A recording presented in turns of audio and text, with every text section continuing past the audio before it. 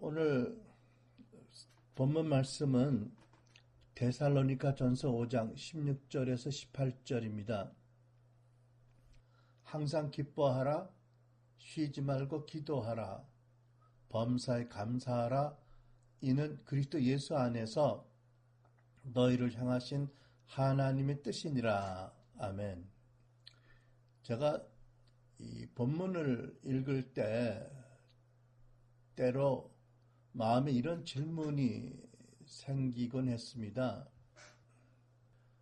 성경 모든 말씀이 하나님이 누구시며 무엇을 행하셨고 우리들에 대한 하나님의 뜻이 무엇인지 알게 하기 위한 말씀이 아니겠습니까?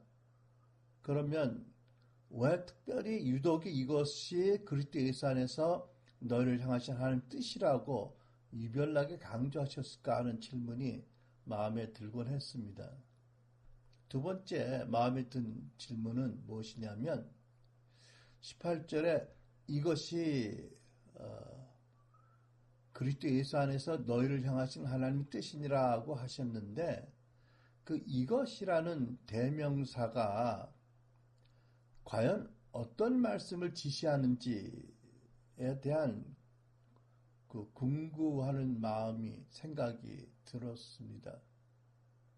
항상 기뻐하라, 쉬지 말고 기도하라, 범사에 감사하라. 이 세 가지가 다 우리를 향하신 하나님의 뜻이라는 말씀인지 아니면 바로 동일한 18절에 기록된 범사에 감사하라, 이것이 그리스도 예수 안에서 너희를 향하신 하나님의 뜻이니라고 하신 것인지 어떤 게 바르고 정확하고 옳은 것인지 늘 궁금하는 생각이 들었어요. 여러분들은 어떠신가요? 혹 여러분도 나같이 좀 구차하지만 그런 생각하신 분들이 있나요? 근데 왜 굳이 이것이라는 대명사가 어떤 말씀을 지칭하는 것인지를 따져보려고 했을까요? 솔직히 고백하면 이 말씀들이 다 부담스럽고 실천하기 어렵게 느껴졌기 때문이에요. 항상 기뻐하라, 쉬지 말고 기도하라, 범사에 감사하라. 최소한도 이 세 말씀만 하더라도 무슨 말씀인지 이해는 되는데 우리가 살면서 행하기가 참 부담스럽다. 과연 가능할까? 이런 말하자면 불신앙의 어떤 그런 정서, 느낌이 있어서 굳이 이것이라는 그 지시대명사가 어느 말씀을 가리키느냐, 이런 걸 구차하게 생각을 자꾸 하게 됐던 것 같아요. 근데 저만 그랬을는지 모르겠네요. 제가 짐작하기에 거의 대부분의 크리스찬들이 말씀대로 살아가는 것이 참 어렵다라는 생각을 가지고 있는 것 같아요. 왜 그럴까요? 이제 이해하려고 한다면 첫째 이유는 제가 알기에 성경 말씀은 본래 성령 충만한 신자들을 대상으로 주신 말씀입니다. 그러니까 하나님의 관점으로는 일반적인 정상적인 크리스찬의 상태가 항상 성령 충만한 상태입니다. 그래서 항상 성령 충만해야 하나님의 말씀들을 다 이렇게 순종할 수 있는데 우리가 살다 보면 성령 충만한 날보다 그렇지 않은 날들이 더 많기 때문이 아닌가 이런 생각해 볼 수 있었고요. 두 번째는 우리가 하나님의 율법에 대해서 물론 구약뿐만 아니라 신약에도 율법이 있는데 하나님의 율법에 대한 바른 토대를 갖지 않기 때문이 아닌가라는 생각을 해봤습니다. 우리가 여러분 성도의 속사람의 변화와 성화를 위한 기도 상담 사역의 제1과에 성서적 기초 토대를 보면 이제 두 구분으로 이렇게 구성되어 있잖아요. 하나는 율법의 토대, 하나는 변화와 성화. 우리가 어제 그제 우리 LA에 있는 팀들하고 다시 한번 그 내용을 살펴봤는데 거기도 이런 질문이 있죠. 여러분은 율법에 관해서 어떤 느낌을 가지고 있습니까? 그리고 이렇게 연이어서 질문합니다. 여러분은 혹시 율법을 주신 목적이 사람들이 원하는 대로 자유롭게 살지 못하도록 사람들이 자유를 제한하고 묶기 위한 것이라고 잘못 알고 있지 않은가? 그런 질문이 있지요. 물론 여러분들은 그렇게 믿지 않을 줄로 믿습니다. 더 나아가서 여러분은 하나님께서 율법을 주신 목적이 사람들로 하여금 진정한 자유와 행복을 누리게 하기 위함이라고 믿고 있는지요. 또 율법이 범하여 죄를 짓고 상처받고 영적으로 죽은 사람들을 구원할 뿐만 아니라 그들을 치유하고 회복하게 하는 하나님의 거룩한 도구인 것을 믿는지요. 대표적인 성경 말씀이 시편 19편 7절로 8절 말씀이 있지요. 여호와의 율법은 완전해서 영혼을 되살리고 여호와의 증거는 확실해서 어리석은 사람을 지혜롭게 만들며 여호와의 율법은 올바르니 마음에 기쁨을 주고 여호와의 계명은 순전해서 눈을 밝혀줍니다. 네. 여러분, 율법은 죽은 영혼을 되살리고 어리석은 사람을 지혜롭게 만들고 마음에 기쁨을 주고 영안을 밝혀준다. 그러니까 놀라운 그 율법에 대한 이해를 시편 19편 7절로 8절이 알게 하십니다. 그래서 우리가 이와 같은 율법에 대한 이해, 율법의 토대를 가지고 있다면 이 신약의 본문 말씀들이 모든 말씀이 우리에게 참 자유와 행복을 주기 위한 말씀이다라고 믿고 순전하게 아멘하고 당연히 믿었을 거예요. 여러분 율법의 토대에 관한 한 가지 예를 든다면 오늘날 미국이나 캐나다나 한국이나 막론하고 전 세계적으로 동성애자 문제가 심각한 논란이 되고 있잖아요.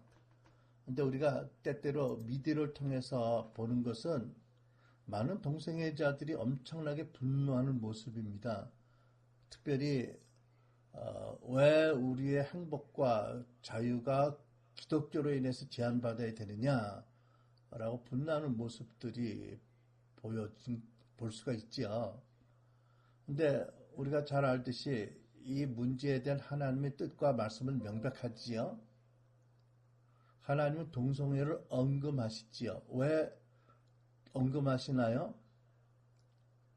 그것은 하나님께서 동성애자들도 사랑하시기 때문이지요.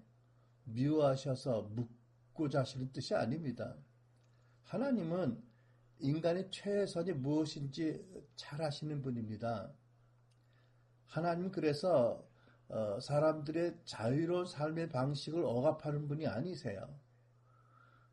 하나님은 사람들이 그런 행위를 계속하면 얼마나 큰 고통을 당할지 돌이킬 수 없는 파멸이 이르게 될 것을 아시기 때문에 언급하신 거지요. 하나님께서 죄인들을 보고 분을 내시는 존재라서 금하시는 것이 아니라 하나님의 죄인들까지도 모두 사랑하시는 사랑이기 때문에 금하시는 것이다.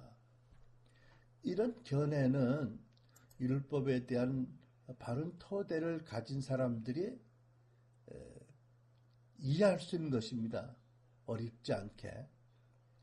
이처럼 하나님의 모든 말씀과 하나님이 행하시는 모든 일은 하나님 그분께서 사랑이시기 때문에 그렇게 말씀하시고 그렇게 행동하시는 거지요. 그래서 여러분 우리는 반드시 이런 그 율법에 대한 바른 토대를 가져야 하는 것입니다.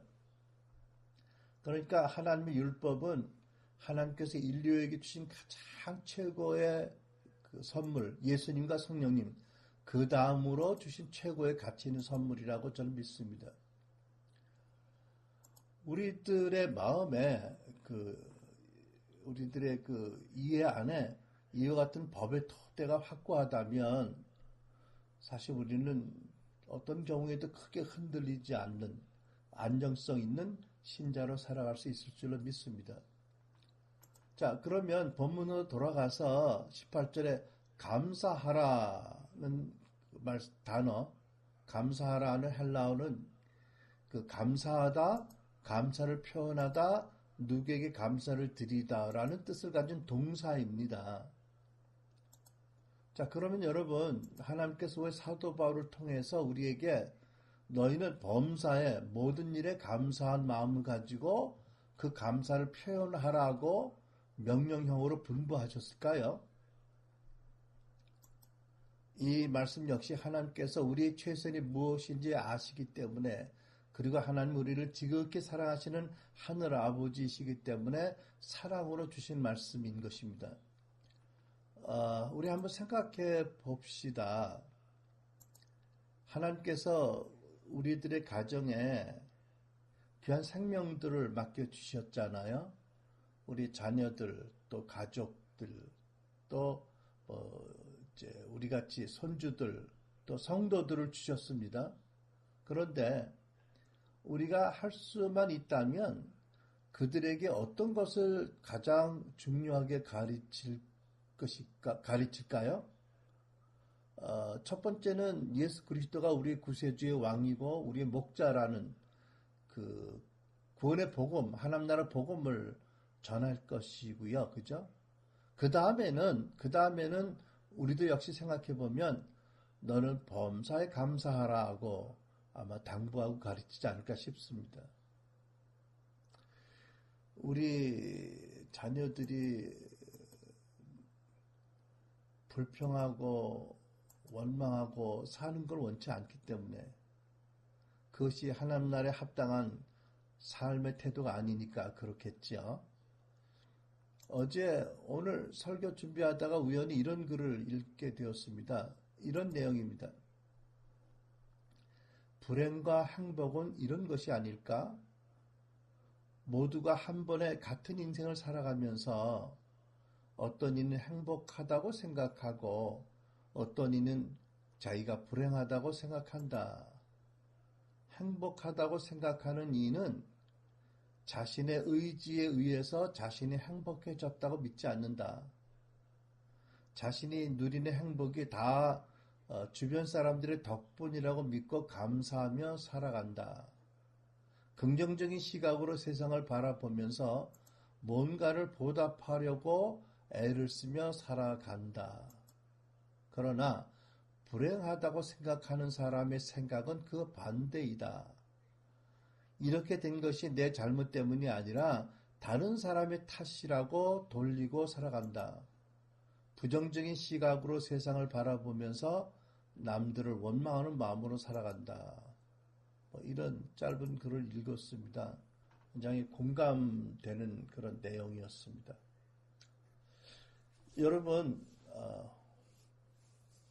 여러분은 어떠세요? 여러분은 행복하다라고 생각하시나요?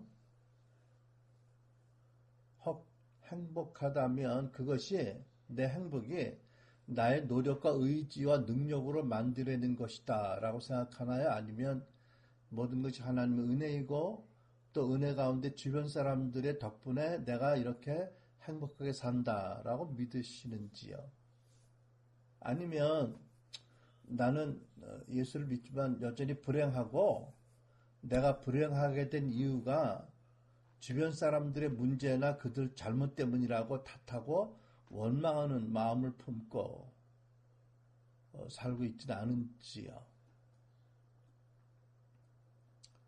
그 유엔이 해마다 발표하는 세계에서 가장 행복한 나라 그 순위를 보니까 2017년 금년도 1위가 노르웨이였더라고요. 2위가 덴마크, 그 다음에 이어서 스위스, 네덜란드, 핀란드, 그리고 6위가 저희들이 살고 있는 캐나다입니다. 미국은 소울이 14위고요. 대한민국은 56위고요. 일본이 52위, 중국이 78위였더라고요. 북한은요, 조사 대상 국가에도 끼이지 못했는지 150 몇 개 국가의 이름이 있는데 그 명단이 없더라고요. 아무리 쳐다봐도. 저는 오늘날 이 시대에 대한민국 사람으로 태어나서 지금까지 살게 된 것이 참 감사해요. 제가 지난 70 때도 얘기를 했지만 저 사실 젊었을 때는 이렇게 오래 살 줄 꿈에도 생각 못했어요. 나는 자조적으로 살면서 폼 잡고 하는 말이 짧게 굵게 살자 이러고 사실 쉰 못 살 줄 알았어요.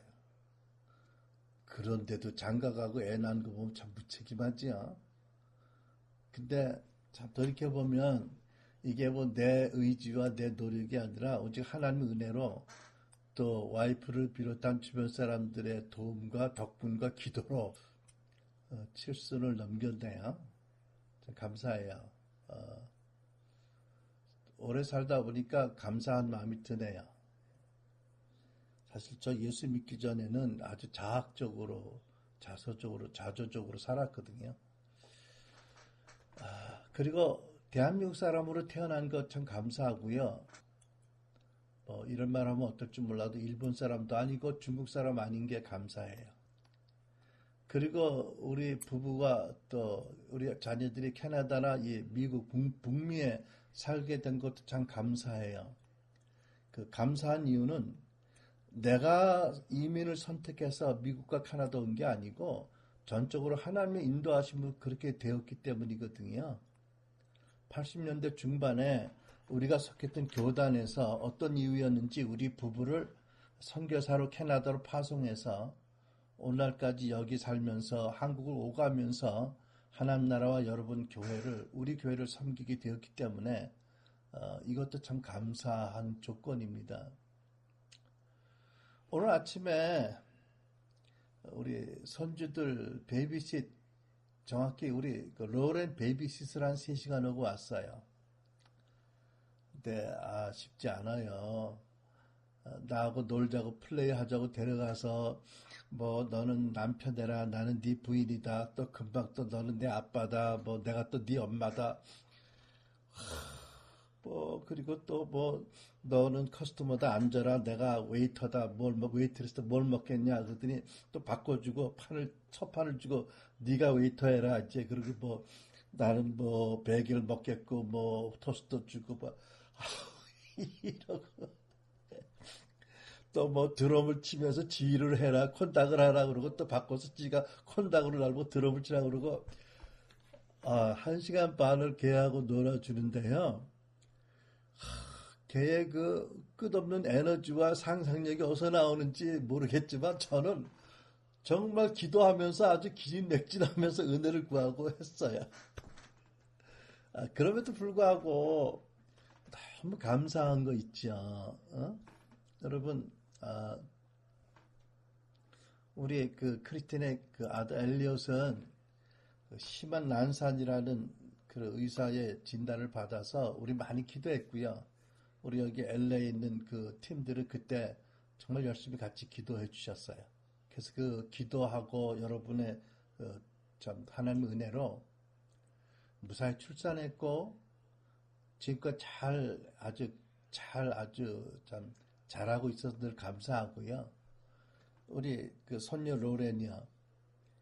지 어머 마법이 몇 년을 기다리고 매달 크리스틴인 또 울면서 엄마한테 전화하고 그렇게 속상하게 하더니 뭐 돈을 많이 들이고 여기저기 병원 다니면서 아기 임신하려고 노력을 많이 했다가 자포자기하고 나중에 포기했는데 그때 기적같이 임신돼 출산한 아기잖아요.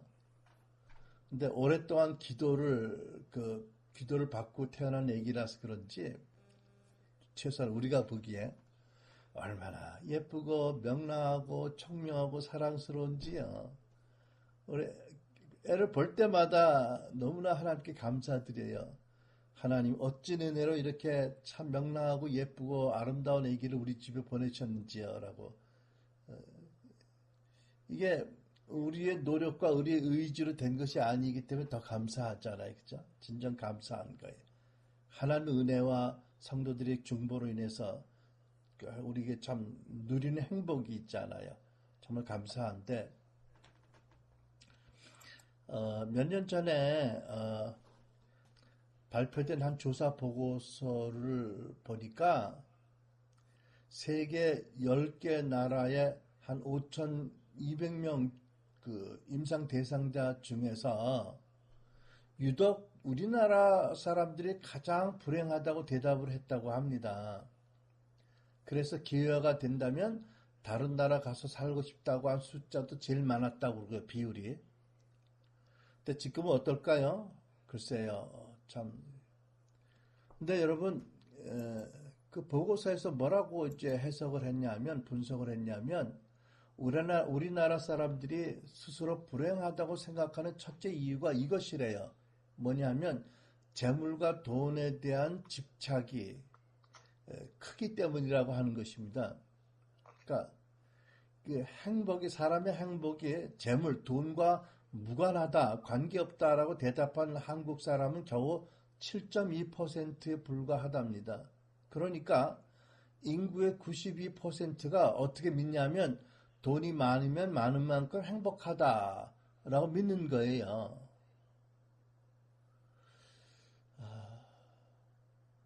그런데 우리나라보다 훨씬 못 사는 인도네시아 국민들의 44.2%가 그리고 베트남 국민들의 20.8%가 행복과 돈은 아무 상관이 없는 것이다 라고 답변을 했다는 것입니다. 그러니까 여러분, 결국 온 세계 각국에서 주목을 받은 기적적인 경제 성장을 이룬 우리나라 사람들을 행복하게 해주지 못했다는 거지요. 이런 보고를 보면 정말 산업화 시기를 살았던 우리 세대가 젊었을 때 요즘의 젊은이보다 더 행복했던 것 같아요. 요즘 헬조선이니 뭐 여러 가지 금수저 얘기들 나오는 걸 보면 참 어렵게 느껴진다라고 하는 것을 알 수 있어서 그렇게 생각이 되네요. 그러니까 대한민국이 물질적으로 엄청나게 부유하게 되었음에도 불구하고 대부분의 사람들이 더 행복해지기는커녕 더 불행해졌다라고 느끼는 것이 역설적인 현실입니다. 이미 말한 것처럼 그 이유가 무엇이지요? 많은 사람들이 물질과 행복에 대한 그릇된 이해를 가졌기 때문입니다. 근데 사실은 우리나라뿐만 아니라 미국이나 유럽도 동일한 현상이 나타났지요.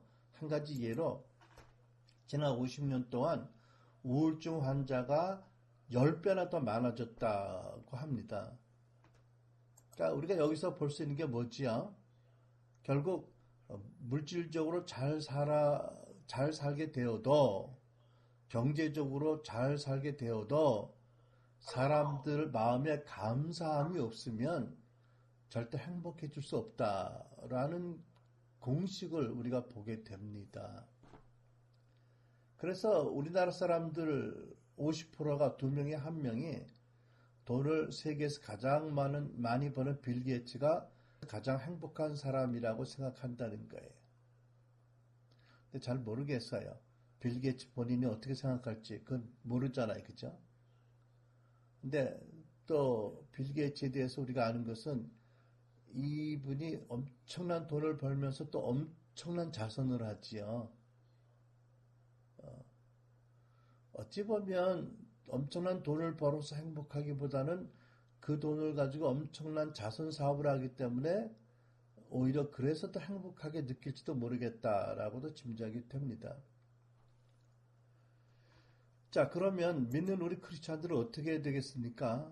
우리는 성경이 말씀하시는 가치를 높게 여기고 또 영적인 것과 도덕적인 것들, 윤리적인 것과 또 사랑과 섬김, 믿음, 소망 이런 것들을 귀한 것으로 여겨야 될 것입니다. 많은 사람들이 세상에서 살면서 세속적이고 육체적인 것에 가장 높은 가치를 부여하고 살더라도 우리는 말씀으로 계시된 가치들과 무엇보다도 살아계신 진리인 예수 그리스도, 그분을 최고의 가치로 믿고 공경하고 사랑하고 따라할 것입니다. 그러니까 하나님께서는요, 믿는 우리들이 성경에 기록된 진리를 믿고 따르면서 진정 자유롭고 행복한 삶을 살면서 그의 나라와 그 영생 누리기를 원하신다라고 저는 확신합니다. 그래서 이런 의도에서 하나님께서는 우리에게 너희는 범사에 감사하라, 이는 그리스도 예수 안에서 너에게 대한 하나님의 뜻이라고 강조하셨다고 믿습니다. 다시 말하면 감사는 행복의 비밀이기 때문이에요. 하나님 아버지는 예수 안에서 진정한 거룩한 행복을 누리길 원하셔서 감사하라, 이것이 나의 뜻이다라고 명령하셨다라고 믿어지는 거지요. 이제 그래서 살펴봤더니요, 요즘 근래에 북미에 이 감사가 행복에 이르게 하는 그 비밀이다 또는 원천이다라는 이 사실을 입증하는 수많은 연구 결과들이 사례들이 발표되고 있습니다. 몇 가지를 살펴보니까 로버트 에먼스라는 학자가 이런 책을 저술했는데 책 이름이 이거예요. 감사하라. 감사에 대한 새로운 과학적 증거들은 감사가 당신을 더 행복하게 한다고 말한다. 책 이름이 좀 길지요? 근데 이제 이분이 411명의 대상자들을 선발해서 세 그룹으로 나누어서 10주 동안 이렇게 했답니다. 한 그룹은 10주 동안 감사한 생각과 마음이 들 때마다 그것을 적게 했어요. 두 번째 그룹은 10주 동안에 자기를 짜증나게 했고 성가시게 한 일들을 다 적게 했어요. 그리고 마지막 그룹은 10주 동안 좋든지 나쁘든지 모든 일을 다 적어보세요 라고 했어요.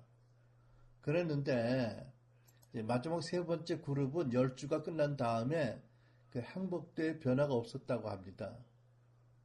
그런데 두 번째 그룹의 사람들은 10주가 지난 다음에 자기가 전보다 덜 행복해졌다라고 말을 했습니다. 첫 번째 그룹은 여러분 모두가 다 행복 지수가 10주 전보다 더 높아졌다, 더 행복해졌다라고 보고했다는 것입니다. 그 이전보다 더 낙관적이 되었고 염려를 덜하게 되고 스트레스가 줄었고 전보다 잠을 더 잘 잡니다라고 보고했다고 합니다. 그 펜실베니아 대학교 심리학 교수 마르틴 셀그만이라는 교수는 이런 실험을 했습니다. 이분도 감사가 행복에 미치는 영향을 조사했는데 참가자들에게 아무리 오래전의 일이라도 그들이 지난 삶 속에서 긍정적인 영향을 준 이들을 기억해보고 그분들에게 감사하는 편지를 써보내게 했습니다. 그랬더니요, 엄청나게 놀라운 좋은 결과를 보게 되었다고 합니다. 그 감사를 오래 있었던 분들에게 구체적으로 표하는 편지를 보냈더니 그로 인해서 오고 가는 그 서신 통해서 몇 달이 지나도록 얼마나 기쁨과 감격이 경험이 계속되었는지 참 놀라울 정도였다고 합니다. 그러고 보니까 저도 벌써 한 20년 전인가요? 그 토론토에서 그 주례를 하고 잊어버린 그 한 커플이 있었는데 몇 달 전에 갑자기 그 부인이 그 편지를 보내왔었어요. 여러분 제가 한번 얘기했죠.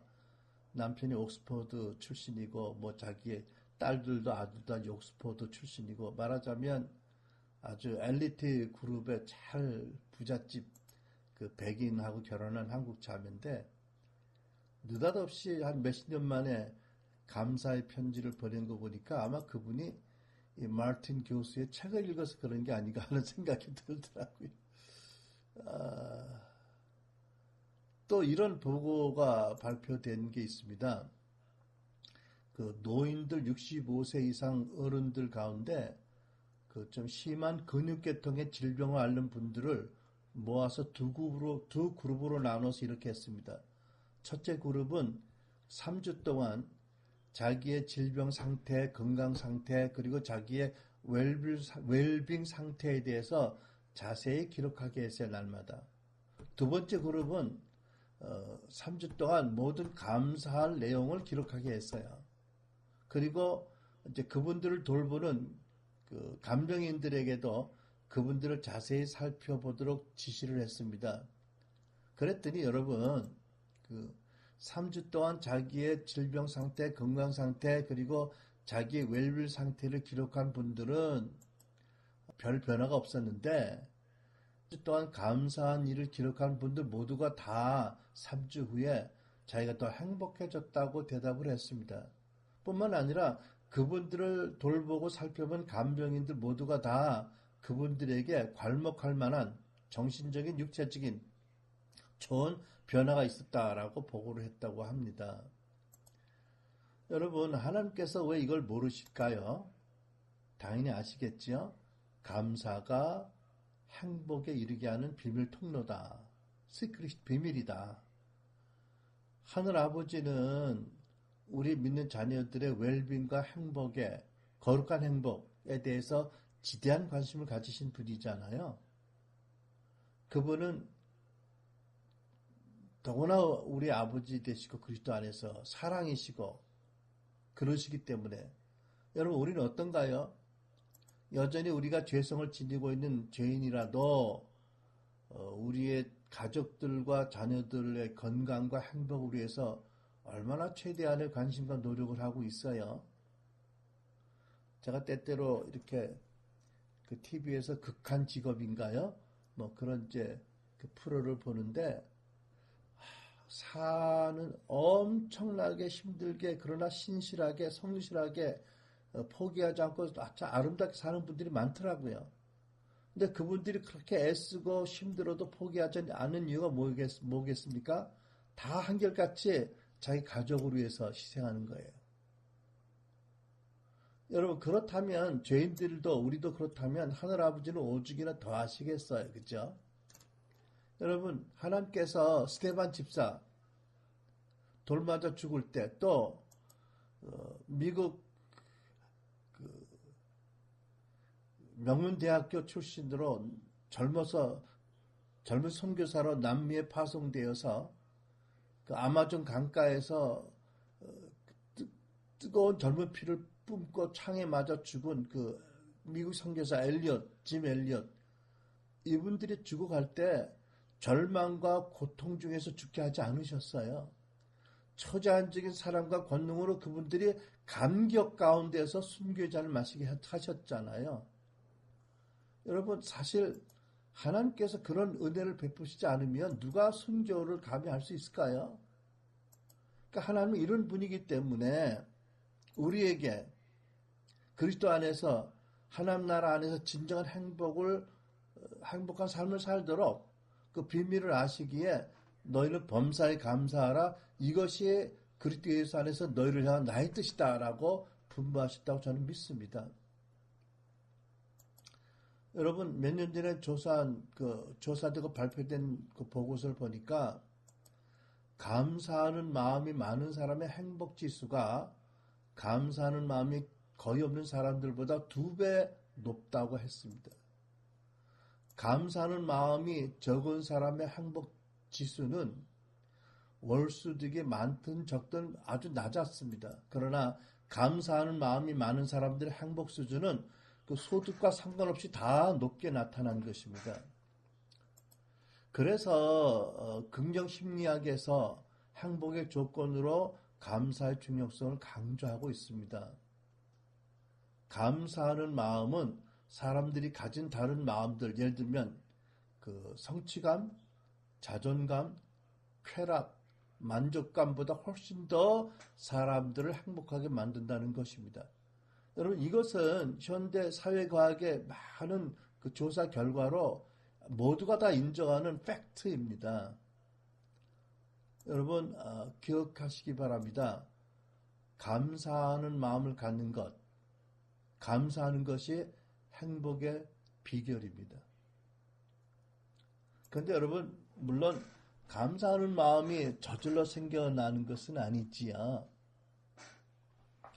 우리 마음에 피어오르는 의심과 또 염려를 계속 지도로 내려놓고 자신과 싸우면서 하나님 앞에서 계속 선택하고 기도하며 하나님 은혜를 도움을 구해야겠지요.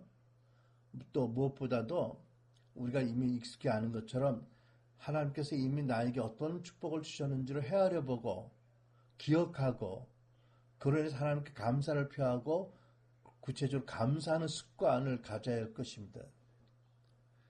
여러분, 참 감사하는 마음은 사람의 건강, 육신의 건강, 정신적 건강을 지키고요.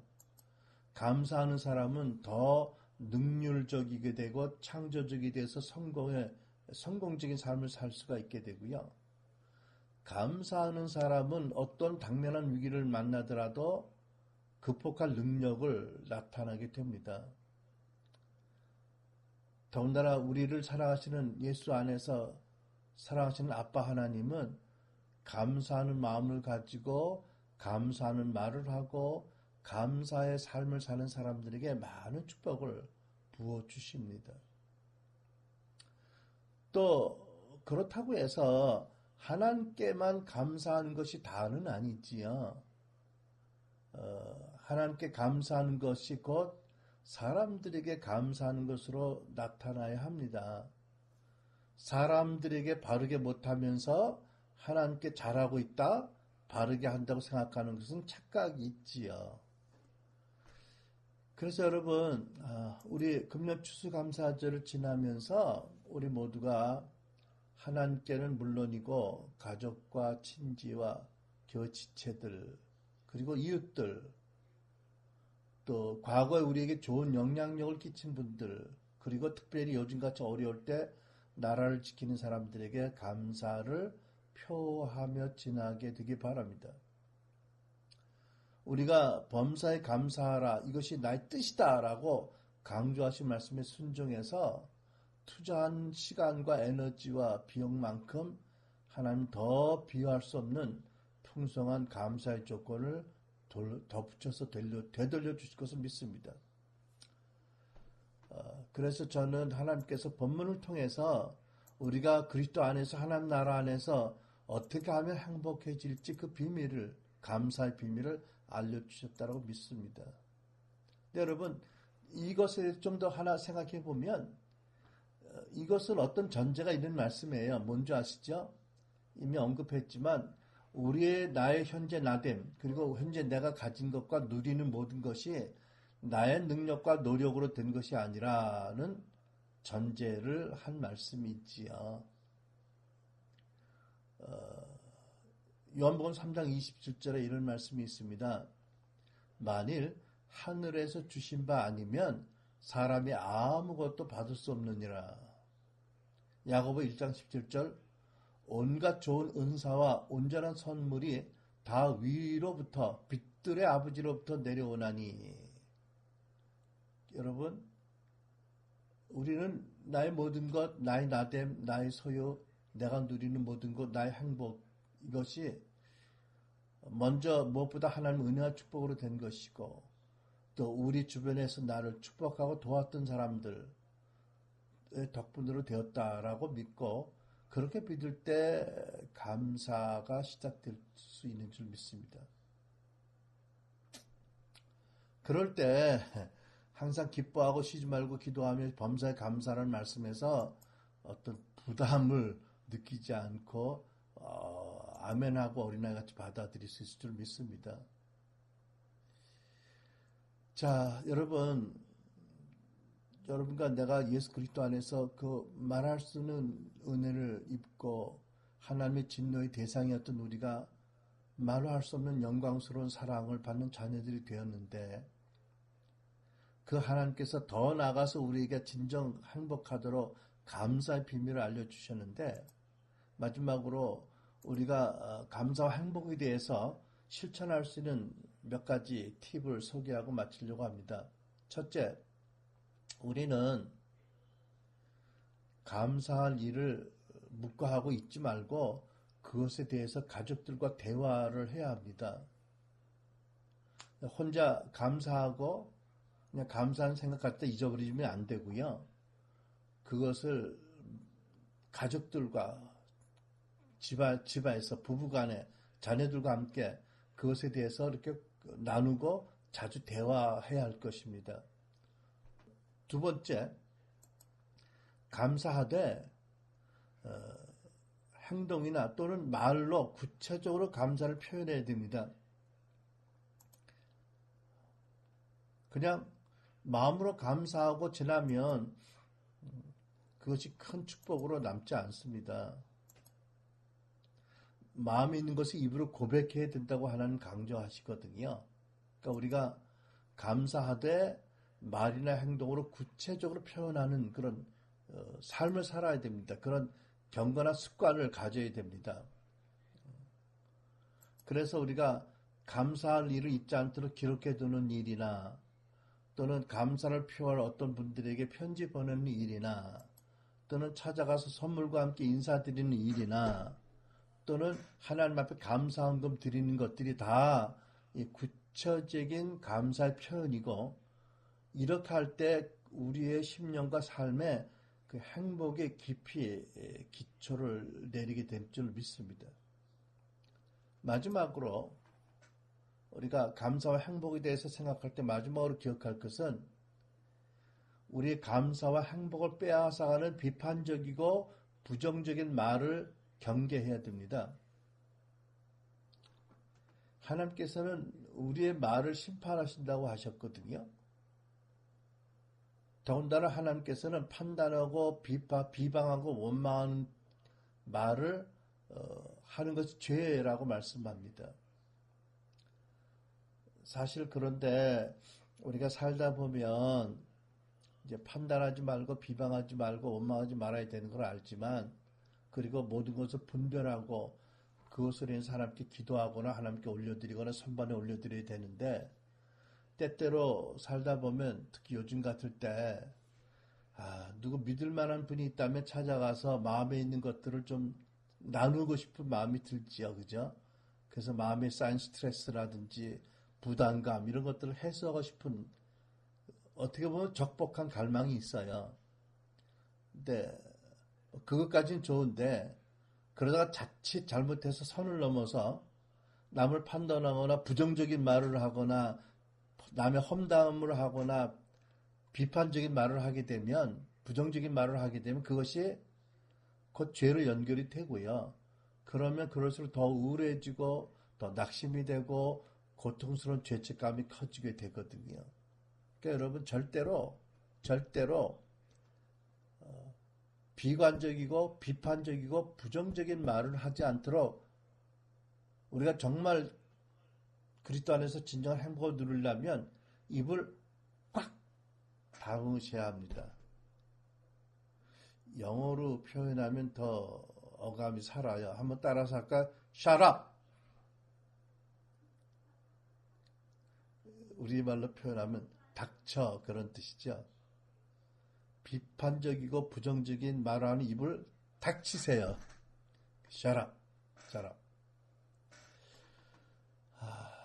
그래서 여러분 우리 추수감사를 지나면서 하나님이 혹 여러분에게 감동 주시면 우리도 한번 이렇게 시도해 볼 수 있을 것 같아요. 앞으로 3주 동안 앞에서 발표한 그런 이제 조사 그 결과 내용을 인용해서 3주 동안 먼저 우리의 감사와 행복을 빼앗아가는 부정적인 말과 비난하는 말과 불평하고 원망하는 입을 꽉 다물도록 다짐합시다.